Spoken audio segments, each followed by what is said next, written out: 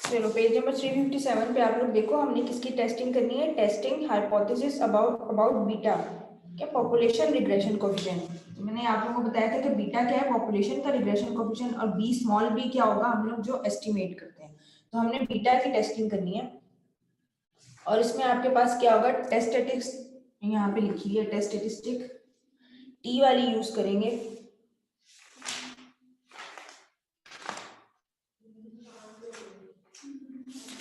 बाकी चीजें आप लोगों ने उसी तरह से फाइंड करनी है, ए की वैल्यू, बी की वैल्यू। यहाँ पे क्या होगा, बीटा आपकी उसमें इक्वेशन में होगा, और बाकी टेस्ट स्टैटिस्टिक जिस तरह से आप लोगों की होती है कि आपने population mean, sorry sample mean में से माइनस करते हैं ना पॉपुलेशन मीन को, तो उसी बेस पे आप क्या करेंगे, बी क्या होगा, स्मॉल हमारे पास स्मॉल बी जो हम खुद एस्टिमेट करते हैं, और बीटा रिग्रेशन कोएफिशिएंट, यानी ये एस्टिमेटेड रिग्रेशन कोएफिशिएंट, और ये आप लोगों के पास रिग्रेशन कोएफिशिएंट, और नीचे आप लोगों के पास स्टैंडर्ड एरर है। सिंपल, क्योंकि स्टैंडर्ड एरर को हम लोग खुद से कैलकुलेट करते हैं, तो यहाँ पे जो एस बी है, ये S under root S over under root N नहीं आएगा, क्योंकि आप लोगों के पास एस बी का जो है वो यहाँ पे अलग से फॉर्मूला दिया हुआ है, यानी कि ये किसके इक्वल होता है,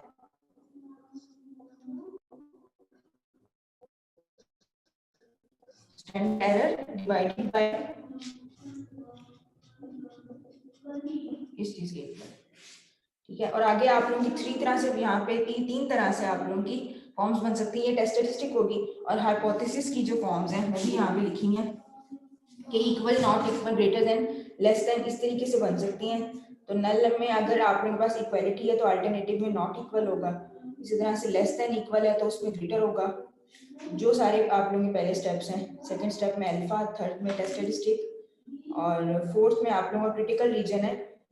अच्छा, क्रिटिकल रीजन में आप लोग देखो कि बाकी सारा कुछ वही होगा, डिग्रीज ऑफ फ्रीडम चेंज होगी, कि डिग्रीज ऑफ फ्रीडम पहले हम जब करते थे मीन की टेस्टिंग तो n-1 यूज करते थे, अब कौन सी होगी, n-2। ठीक है, आप लोगों को अगर याद हो स्टैंडर्ड एरर में हम डिवाइड में n-2 यूज करते हैं ना, डिग्रीज ऑफ फ्रीडम, क्योंकि इसकी क्या होती है, रिग्रेशन मैम कोएफिशिएंट आपकी की। वॉइस ब्रेक हो रही है। आवाज ब्रेक हो रही है? यस मैम आपकी वॉइस ब्रेक हो रही है। ठहरो जरा,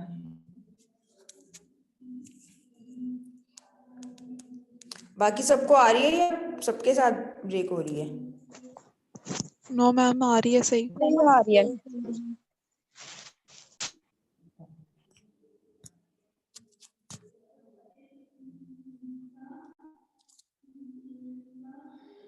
चलो फिर देखो, आप लोग यहाँ पे डिग्रीज ऑफ फ्रीडम क्या होगी, n-2, क्योंकि हम लोग अल्फा और बीटा दोनों को एस्टिमेट करते हैं, तो यहाँ पे हमारे पास n के साथ क्या होता है, -2, दो रिस्ट्रिक्शंस हैं। तो n-2 आप लोगों ने यहाँ पे, पहले हम n-1 करते थे, क्योंकि जस्ट हम लोग क्या एस्टिमेट करते थे, x बार को। अब हम लोगों ने अल्फा बीटा दोनों एस्टिमेट करने होते हैं, तो हमारे पास दो पैरामीटर्स हैं जो एस्टिमेट करते हैं, तो इस वजह से दो आपके पास क्या आ जाती है, डिग्री ऑफ फ्रीडम n-2, और पहले हम लोग जस्ट x बार को करते थे तो n-1, तो इसको नहीं आप लोगों ने वो करना है, n-2 ही यूज करना है। और अगर सिंपल उसकी मीन की टेस्टिंग होगी और टी टेस्ट यूज करना पड़ेगा सिचुएशन के मुताबिक, तो फिर आप लोग क्या n-1 यूज करोगे, बाकी सारा कुछ क्रिटिकल रीजन इसका सेम ही होगा। बाकी जो आप लोगों के स्टेप्स हैं, रिजेक्ट इस उसमें सिचुएशन में करना है, तो ये आप लोगों के बाकी सारा कुछ सेम है। अच्छा, उसके बाद आप लोगों के पास यहाँ पे एग्जांपल दी हुई है। अच्छा, एक चीज यहाँ पे देखो, यहाँ पे उन्होंने लिखा हुआ है पेज नंबर 358 पे, 358 पेज पे उन्होंने लिखा हुआ है, ये most frequently we are interested in testing the hypothesis that H not beta equals to 0 against, यानी कि हम लोग अक्सर क्या है, बीटा की कोई स्पेसिफिक वैल्यू को भी टेस्ट कर सकते हैं, लेकिन हम लोग ये भी टेस्ट कर सकते हैं कि एच नॉट आप लोगों के पास जो रिग्रेशन कोएफिशिएंट है वो 0 है, और इसके अगेंस्ट अल्टरनेटिव क्या होगा कि वो 0 नहीं है। तो अब आप लोगों के पास यहाँ पे इसका क्या मतलब है, इसका मतलब ये है कि आप लोगों के पास रिग्रेशन कोएफिशिएंट 0 जब हो जाएगा तो इसका इस यहाँ पे लिखा भी, अच्छा आप लोग इसमें रिग्रेशन कोएफिशिएंट जब 0 हो जाता है आप लोगों की लाइन इस तरह से होती है ना, अल्फा प्लस बीटा एक्स, इस तरह से पॉपुलेशन की अगर हम लाइन लिखें तो फिर हमारे पास क्या होता है कि अगर बीटा है 0, ठीक है ना, रिग्रेशन कोएफिशिएंट अगर 0 हो जाता है तो फिर हमारे पास क्या हो जाती है, y की वैल्यू सिर्फ और सिर्फ इंटरसेप्ट के इक्वल होगी, यानी कि वो पॉइंट, ये जो बिल्कुल ओरिजिन का पॉइंट होगा, बिगनिंग पॉइंट होगा, ये इसके इक्वल होगी हमारे पास, यहाँ पे कोई लाइन नहीं होगी, लाइन ऐसे बनती है और आप लोगों के पास अल्फा की जो होती है वैल्यू ये होती है। तो अब लाइन ही नहीं यहाँ पे फॉर्म होगी, ठीक है ना, स्लोप भी नहीं बन रही यहाँ पे, जस्ट आपके पास इधर ही वैल्यू लाई कर रही है y की, उसी के अपने एक्सिस पे। तो इसका क्या मतलब होगा आपके पास कि इन दोनों के दरमियान लीनियर रिलेशनशिप ही नहीं है। बीटा 0 होने के दरमियान का मतलब क्या है कि इन दोनों के दरमियान ऑब्वियसली जब लाइन ही नहीं बन रही है, लीनियर रिलेशनशिप ही नहीं बन रहा, तो हमारे पास क्या होता है कि ये दोनों वेरिएबल्स क्या है कि लीनियरली रिलेटेड नहीं है। तो ये हमारे पास बीटा इक्वल्स टू 0 अगर हम टेस्ट करते हैं तो ये इसका मतलब होता है। अदरवाइज अगर हम कोई ना कोई वैल्यू टेस्ट करना चाहते हैं, यानी कि बीटा इक्वल्स टू 0 भी आप लोगों के पास आ सकता है, दूसरा बीटा की कोई वैल्यू, जिस तरह से हम उस दिन निकाल रहे थे, जब आप लोग सारी एस्टिमेट करते हो तो आप लोगों के पास एस्टिमेटेड एक वैल्यू आती है, तो हम लोग कह देते हैं कि वो वैल्यू कितना क्लोज होगी एक्चुअल पॉपुलेशन वाले उसकी रिग्रेशन कोएफिशिएंट, है ना। तो हम लोग यहाँ पे क्या है, कोई ना कोई वैल्यू निकाल रहे होते हैं, तो हम ये भी टेस्ट कर सकते हैं कि बीटा की वैल्यू जो है 0.24 25 पॉइंट कुछ भी हम लोग यहाँ पे वैल्यू के साथ भी टेस्ट कर सकते हैं, लेस देन कि बीटा की वैल्यू इससे लेस आ सकती है। कॉन्सेप्ट वही है जो आप लोगों का पॉपुलेशन मीन के साथ था, बस ये कि रिग्रेशन के फॉर्मूलाज यहाँ पे यूज होंगे। तो एक एग्जांपल कर लेते हैं, उसके बाद फिर एक्सरसाइज में से मैं कोई टिक करवा देती हूँ। अच्छा, एग्जांपल नंबर 21.4 है, उसको ही देख लो। यहाँ पे भी इन्होंने ऐसे ही किया हुआ है, सिंपल आप लोगों को वैल्यूज दी हुई है, summation X, summation Y, summation X की जो बीटा का फॉर्मूला होता है उसके लिए सारी वैल्यूज दी हुई है, और आप लोगों को कहा हुआ है using 5% level of significance test the hypothesis that the population regression coefficient is greater than 0.5। तो जो उन्होंने क्लेम टेस्ट करने को दिया है वो हम नल अल्टरनेटिव हाइपोथेसिस में यूज करते हैं। Excuse me ma'am,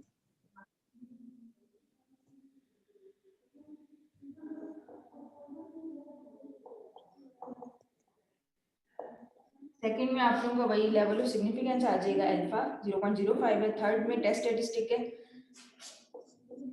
B minus beta not से उन्होंने शो कर दिया, क्योंकि ये बीटा है आपके पास, तो इस वैल्यू को उन्होंने बीटा नॉट से शो कर दिए, तो कि हमने जो ये यूज करनी है, वरना बीटा भी यूज कर सकते हो आप लोग एस बी। अच्छा, उसके बाद डिग्रीज ऑफ फ्रीडम उन्होंने साथ ही लिख दी है, जैसे पहले हम लोग लिखते थे n-2। नेक्स्ट, अब कैलकुलेशंस के लिए हमें क्या चाहिए, b की वैल्यू एस्टिमेटेड वो चाहिए, ये वाली तो हम 0.5 को यूज करेंगे, इसके अलावा एस बी चाहिए जो कि आप लोगों को बताया था कि किसके इक्वल होता है, standard error divided by total under root total sum of squares, हाँ उसके इक्वल होता है। तो आप लोगों के पास बीटा के लिए निकालने के लिए वही फॉर्मूला है जो अभी किया, n summation x Y minus summation X summation Y, same to same वही फॉर्मूला है। तो अब आप लोग क्या करोगे, इसमें फॉर्मूले में सारी वैल्यूज आप लोगों गिवन है, पुट करो, आंसर निकाल के बताओ क्या आता है, खुद से निकाल के देखा करो आंसर। एन आप लोगों के पास यहाँ पे 10 दिया हुआ है, हाँ random sample of size 10, N 10 है, समीशन एक्स वाई क्या है 9415 माइनस समीशन एक्स 320 और साथ ही मल्टीप्लाई किया है समीशन वाई 250। ये वैल्यूज पुट करते जाओ आप लोग और बताओ क्या आंसर आता है। पेज नंबर 358 पे एग्जांपल है वो कर रहे हैं।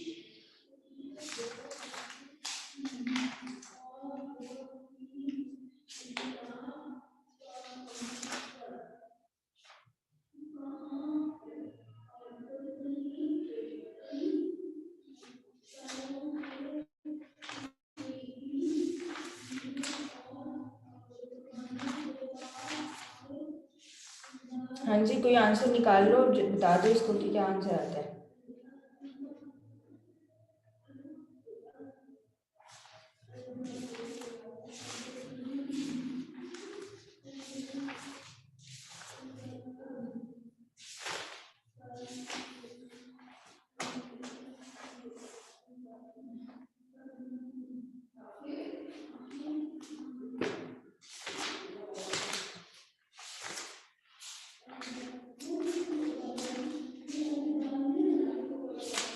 मैम 14150।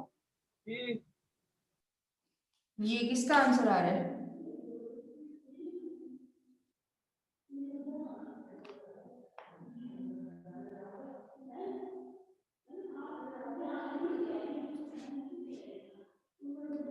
हाँ जी, ये किसका आंसर आ रहा है?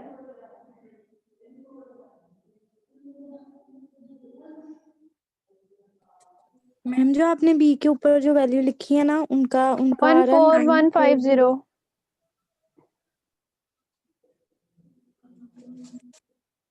और डिवाइड वाली जो फॉर्म है वो मैंने लिखी नहीं है यहाँ पे।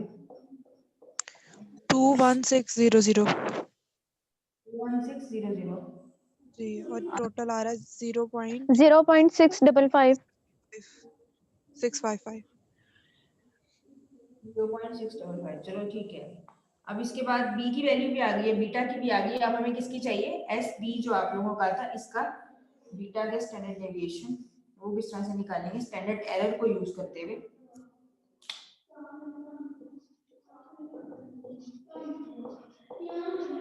ये लिखा हुआ था ना आपके पास, अगर आप लोग देखो उधर एस वाई एक्स के divided by summation x minus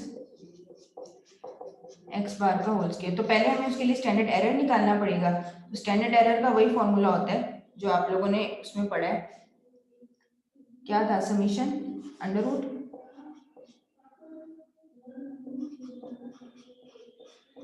और n-2। यही फॉर्मूला था ना, अगर आप लोगों ने लर्न कर लिए हैं या वैसे याद है तो इसकी ओपन फॉर्म यूज कर लो, क्योंकि हमें वैल्यूज गिवन है। तो क्या होगा आपके पास? इसको अंडर रूट में ही रखो और इसको अगर हम ओपन करते हैं तो हमारे पास क्या बनता है? Summation y square minus a summation y minus b summation x y और डिवाइडेड बाय n-2। चलो सारी वैल्यूज गिवन। अब ए नहीं गिवन, ए को अच्छा ए भी निकाल लो आप लोग। a is equals to y bar minus b x bar. आप लोगों को समीशन y दिया हुआ है ना, y बार कैसे निकालोगे? समीशन y दिया हुआ है, n हमें पता है 10 है, उस तरह से करो। x बार निकालो, a की वैल्यू निकालो क्योंकि हमें रिक्वायर्ड है, और b की तो अभी हमने निकाली है। बाकी आपको गिवन है, इसको पुट करके आंसर निकालो स्टैंडर्ड एरर का क्या आता है।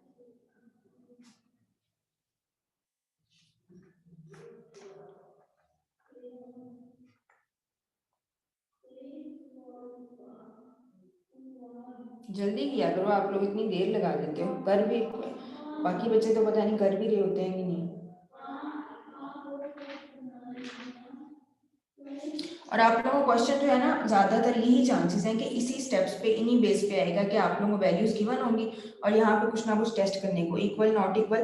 तो यहाँ पे तो बस इक्वल और नॉट इक्वल जिस जो भी होगा उसके मुताबिक सिर्फ और सिर्फ किस पे चेंज आएगा? क्रिटिकल रीजन पे अफेक्ट होगा आपका। बाकी आप लोगों का प्रोसीजर सारा कुछ सेम ही रहेगा। तो ज्यादातर यही चांसेस हैं कि इस तरीके से आए। मल्टीपल का आ सकता है, अभी तो क्योंकि हम सिंगल उसका कर रहे हैं, तो मल्टीपल मैम इसका आंसर आ रहा है 2.578। पूरे का। यस मैम, अंडर रूट लेके। अच्छा 2.578। ठीक है, ये आप लोगों के पास ये न्यूमरेटर की टर्म आ गई है। अब इसको कैसे निकालना है? एक मिनट में ये इरेज कर दूं। ये चलो यहाँ लिख दो। आप लोग इसको भी ओपन करोगे क्योंकि हमारे पास क्या है? डाटा नहीं है, वैल्यूज है। तो इसको ओपन करने के लिए जिस तरह से पहले करते थे, summation x square minus summation x का whole square divided by n। तो वैल्यूज इसकी भी गिवन है, आपको पुट करके आंसर निकाल लो।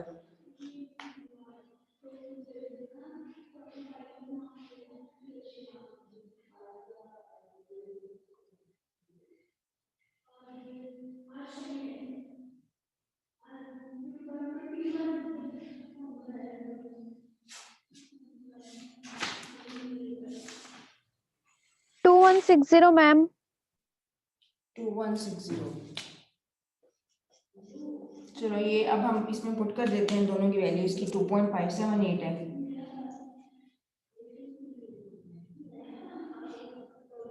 ठीक है ना, ऊपर की वैल्यू 2.578 अंडर रूट लेके, और इसका भी अंडर रूट ले लो या फिर इस तरह से लिख देना 2160। तो आंसर क्या आता है?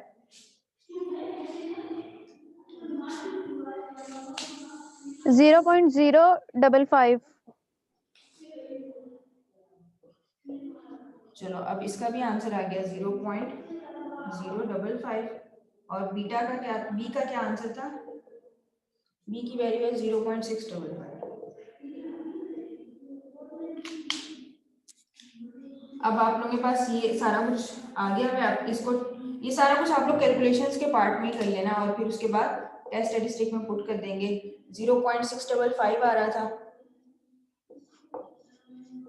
माइनस बीटा, तो आप लोग यहाँ पे इक्वालिटी से क्या ले लोगे 0.5 के इक्वल, और ये आप लोगों ने सारा सॉल्व कर लिया 0.055। तो टी का आंसर क्या आता है,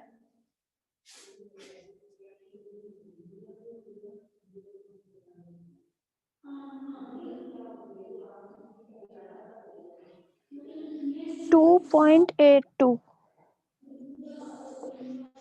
ठीक है, ये टेस्ट स्टैटिस्टिक का आ गया। उसके बाद आप लोग क्रिटिकल रीजन हम लोग यहाँ से देखते हैं, अगर याद है तो क्रिटिकल रीजन अल्टरनेटिव हाइपोथेसिस से। तो ग्रेटर के साथ आप लोगों का क्रिटिकल रीजन क्या होता है, आप लोग जो पहले आप लोगों ने लिखे हैं वही वाले यूज करोगे, टी अल्फा देख लेना, यही आप लोगों को लिखवाया था, और n-2 यही था, सबने यूज किया था। ये मैंने यहीं से देख के लिखा है, आप लोग मैच कर लो, मुझे याद नहीं है कि पहले आप लोगों को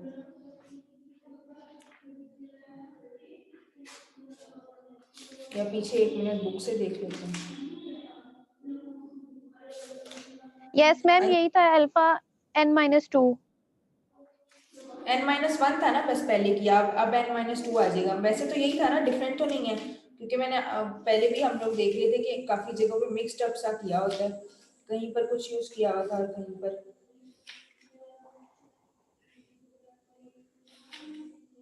चलो यही है, अगर तो फिर आप लोग देखो कि टी आप, और यहाँ पे अल्फा की जगह क्या आ जाएगा 0.05, और n-2 10 में से हमने 2 निकाले तो क्या आया 8। टी के टेबल्स हैं सबके पास,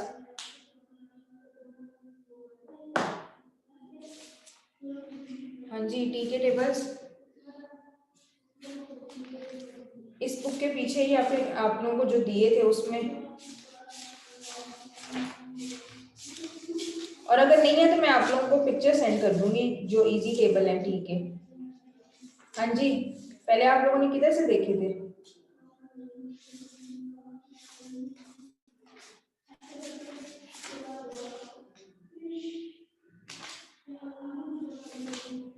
इस बुक के पीछे तो नहीं है, जो आप लोगों को दिए थे टेबल्स उसमें है।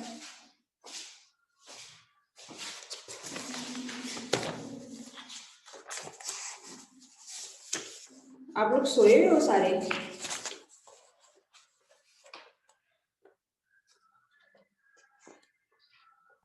No ma'am. अच्छा ये टेबल जो आप लोगों को दिए थे इसमें है, अगर आप लोग यहाँ से देखो, स्टूडेंट्स डिस्ट्रीब्यूशन इसमें आप लोगों के पास गिवन है। तो हमारे पास क्या है, ये वन टेल टेस्ट है, वन टेल में इसकी देखो लेवल ऑफ सिग्निफिकेंस, एक तो हमारे पास क्या है, डिग्रीज ऑफ फ्रीडम 8 है और 0.055% में देखो आप लोग,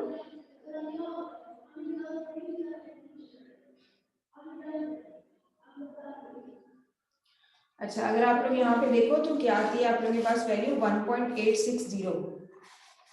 ठीक है, ये जो बिल्कुल फर्स्ट पेज है ना, इसमें आप लोगों ने देखना है, क्योंकि हम लोग वन टेल में देख रहे हैं, तो वन टेल का आप लोगों के पास टेबल मौजूद है या मैं दिखा दूं,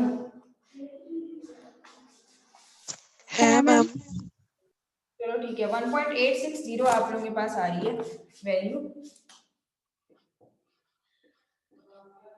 तो हम लोग यहाँ पे, और हमारी वैल्यू क्या थी 2.82, तो ये क्या है कि एक तो कंडीशन भी सेटिस्फाई हो रही है, और दूसरा हम अगर उसको उसमें कहें कर्व में कहें तो हमारे पास क्या है कि क्रिटिकल रीजन में 0 अगर यहाँ पे 1.1 यहाँ पे, तो 1.8 तकरीबन यहाँ पे आप लोगों का क्रिटिकल रीजन है, तो 2.82 तो यहाँ पे कहीं लाई कर रही है, तो मीन्स कि ये क्रिटिकल रीजन में ही हमारे पास लाई कर रही है। तो हम क्या करेंगे इसको,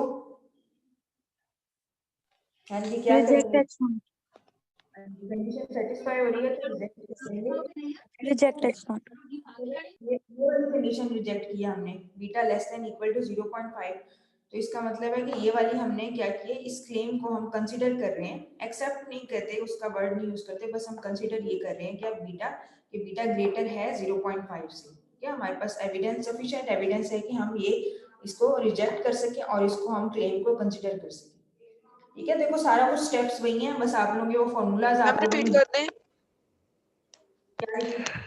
ये जो आपने कहा ना रिजेक्ट और ये सब कैसे होगा?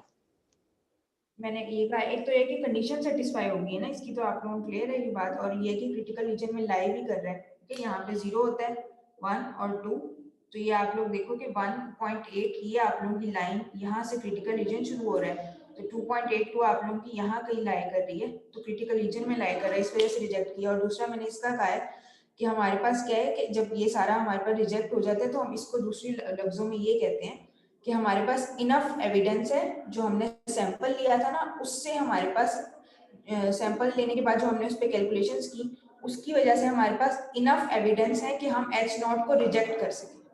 ठीक है, एविडेंस इनफ है। अक्सर जब होता है कि हमारे पास कि इतना अगर रिजेक्ट नहीं हो रही होती तो हम उसको डू नॉट रिजेक्ट इसी वजह से कहते हैं कि सफिशिएंट एविडेंस नहीं है कि हम उसको रिजेक्ट कर सकें, लेकिन इसका मतलब ये नहीं है कि वो एक्चुअल में ट्रू ही थी। ठीक है, क्लियर हुई ये बात की नहीं हुई कि हम लोग क्या कहते हैं कि एविडेंस हमारे पास इतना स्ट्रांग नहीं था कि हम H नॉट को रिजेक्ट कर सकते, तो इस वजह से हम उसको क्या कहते हैं, डू नॉट रिजेक्ट करते हैं, लेकिन एक्सेप्ट नहीं करते। और जबकि हमारे पास क्या है कि अब हमारे पास एविडेंस क्या है, सफिशिएंट है कि हम उसको रिजेक्ट कर सकते हैं। जो हमने सैंपल लिया था उसमें से हमारे पास एविडेंस क्या आ गया था, सफिशिएंट एविडेंस था। एविडेंस क्या होता है, सबूत होता है ना, कि हम सबूत पेश कर सकें कि हमारे पास H नॉट क्या है वो गलत है। हम लोग हमारा जो नया क्लेम है, ठीक है, ये हम H1 क्या होता है, हमारे पास अपना क्लेम होता है जो हम खुद क्लेम कर रहे होते हैं और खुद क्लेम करके टेस्ट कर रहे होते हैं। तो ये चीज है आप लोगों की कि इस वजह से हम कहते हैं, क्योंकि हम चाह यही रहे होते हैं कि यही हमारे पास क्लेम कंसीडर हो, और हम यही चाह रहे होते हैं कि जो पहले वाला क्लेम है ये रिजेक्ट हो जाए, लेकिन हमने ध्यान रखना होता है कि H नॉट, क्योंकि आप लोगों को ये भी बताया था मैंने कि H नॉट क्या होता है, टिपिकली एक्सेप्टेड बात होती है, जो सबको होता है कि हाँ भाई ये बात ट्रू है, ये सब उसको ट्रू समझ रहे होते हैं, जब तक कि कोई नया एविडेंस ना पेश किया जाए कि नहीं इस क्लेम से बेहतर ये वाला क्लेम है। तो हम इस क्लेम को चाह रहे होते हैं कि हमारे पास ये क्लेम क्या हो जाए, एक्सेप्ट हो जाए, मतलब ये क्लेम हम कंसीडर कर लें और ये क्लेम हमारे पास इतना एविडेंस इकट्ठा हो जाए कि हम इसको रिजेक्ट कर सकें। ठीक है, हुई बात क्लियर? Yes ma'am. ये हमारा अपना खुद का क्लेम होता है जो हमने खुद टेस्ट सेट किया होता है, और ये हमारे पास जो पहले से कि नहीं बीटा जो है वो इस लाइन का, इस डेटा के अकॉर्डिंग जो है वो बीटा क्या होगा, लेस देन इक्वल टू 0.5 होगा। लेकिन हम कह रहे थे नहीं, बीटा जो है हमारा रिग्रेशन कोएफिशिएंट वो इस डेटा, स्पेसिफिक डेटा, हमेशा तो नहीं, ऑब्वियसली कोई एक स्पेसिफिक डेटा सेट होता है उसके मुताबिक हम कह रहे होते हैं कि रिग्रेशन कोएफिशिएंट जो है 0.5 से ग्रेटर है। तो हमारे पास जब एविडेंस सही आ जाता है तो फिर हम क्या कह देते हैं कि हम कहते हैं कि अब तो इनफ एविडेंस है तो हम तो इसको रिजेक्ट ही करेंगे। जब एविडेंस सफिशिएंट नहीं होता तो हम डू नॉट रिजेक्ट कह देते हैं, क्योंकि हमारे पास इतना कोई है ही स्ट्रॉन्ग एविडेंस ही नहीं है कि हम उसको रिजेक्ट कर सकें, लेकिन हम उसको क्या है कि एक्सेप्ट भी नहीं करते कि ये अब, यानी कि इसके लिए जरूरत है कि हम लोग, इसका मतलब ये होता है कि हमें जरूरत है कि हम एविडेंस अपना स्ट्रॉन्ग इकट्ठा कर लें और उसके बाद उसको, यानी ऐसा सैंपल लें, अच्छा सैंपल ले लें, अच्छे तरीके से हम लोग उसकी सैम्पलिंग करके फिर उसके बाद सैंपल सिलेक्ट करके फिर उसके बाद एनालिसिस भी करेक्ट वे में लगाएं, तो फिर हमारे पास पॉसिबिलिटी है कि हमारे पास अब हमारा क्लेम सही आ जाए और वो जो पहले से जो क्लेम की बात होती है वो हमारे पास रिजेक्ट हो जाए। तो इसका मतलब ये होता है, इस तरीके से इसको करते हैं। तो आप लोगों ने, बस मैं आप लोगों से पूछ भी रही थी कि नल हाइपोथेसिस अल्टरनेटिव हाइपोथेसिस क्यों यूज करते हैं, तो आप लोग बस रिजेक्ट एक्सेप्ट वाली बात कर रहे थे, जबकि आप लोगों को यही बताना था कि जब हमने न्यू क्लेम टेस्ट करना होता है तब हम अल्टरनेटिव हाइपोथेसिस को कह देते हैं, और नल हाइपोथेसिस क्या होता है, जो पहले से क्लेम शुदा बात होती है, टिपिकल बात होती है, टिपिकल स्टेटमेंट होती है, उसको नल हाइपोथेसिस कहते हैं। अच्छा, आज के लिए इतना ही काफी है आप लोगों को।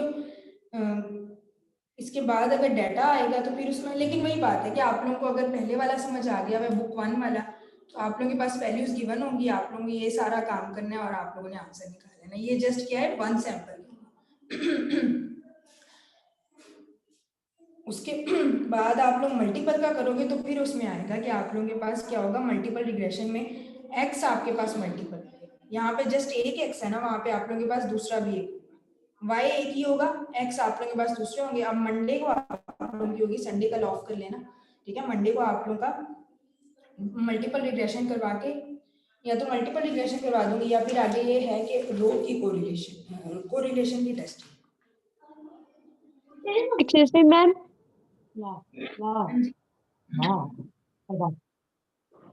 Excuse me, miss.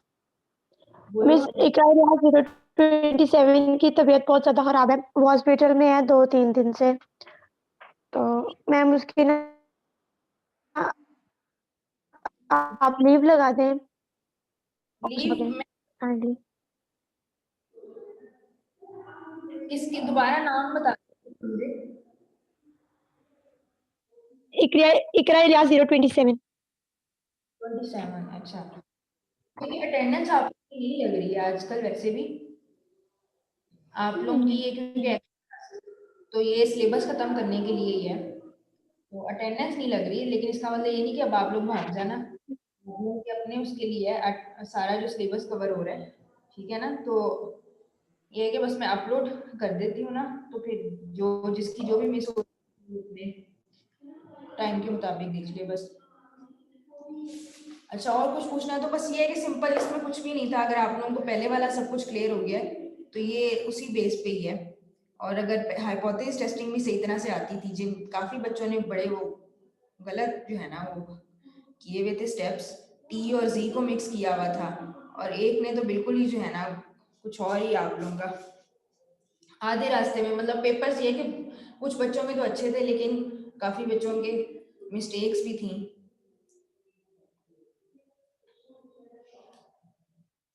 और अच्छा, आप लोग जो ये लास्ट में डिसीजन लिखते हो ना, डिसीजन सिर्फ इतना ना लिख दिया करो, रिजेक्ट एच नॉट या एक्सेप्ट एच नॉट, इसको इस तरह से ना लिख दिया करो। आप लोग प्रॉपर थोड़ी सी लाइन उसको यहाँ से याद कर लो, यहाँ जिस टाइम इन्होंने यहाँ पे फॉल्स एंड क्रिटिकल रीजन लिखा हुआ है, इस वजह से हम लोग फॉल्स एंड क्रिटिकल रीजन लिखा हुआ है, एक्स नहीं, एक्सेप्ट नहीं, रिजेक्ट एच नॉट, हाँ रिजेक्ट एच नॉट करेंगे। या फिर आप लोगों, मैंने कहा था कि इसी स्टेटमेंट को इस तरह से लिख दिया करो, सिंस क्योंकि ये ट्रू है तो फिर इसी वजह से सो ही रिजेक्ट है इसमें।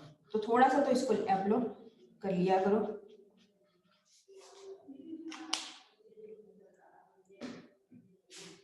ठीक है, चलो बस इतना काफी है आप लोगों के लिए।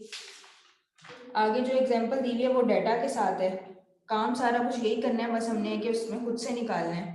उन्होंने एक्स और वाई दिया हुआ है, तो आप लोगों ने एक्स के Y square sum of X Y, ये सारा कुछ आप लोगों ने खुद निकाल के बाकी स्टेप सारे हुए।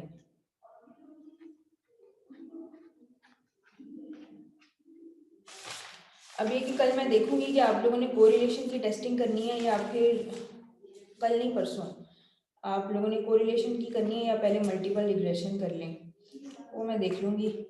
ये अभी सिंगल पैरामीटर के साथ है, बस ये कि मल्टीपल में आप लोगों के पास 2x आ जाएंगे, वो थोड़ा सा आप लोगों के पास काम ज़्यादा हो जाता है, स्टेप्स फिर भी वही होंगे। हाँ जी, कर दो एंड, बस और तो नहीं कुछ पूछना। ये पेज नंबर कौन पूछ रहा है या पहले का मैसेज है?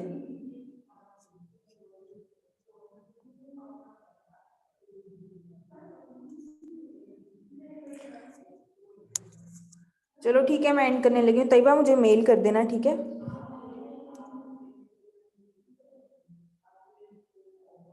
अल्लाह हाफिज। अल्लाह हाफिज।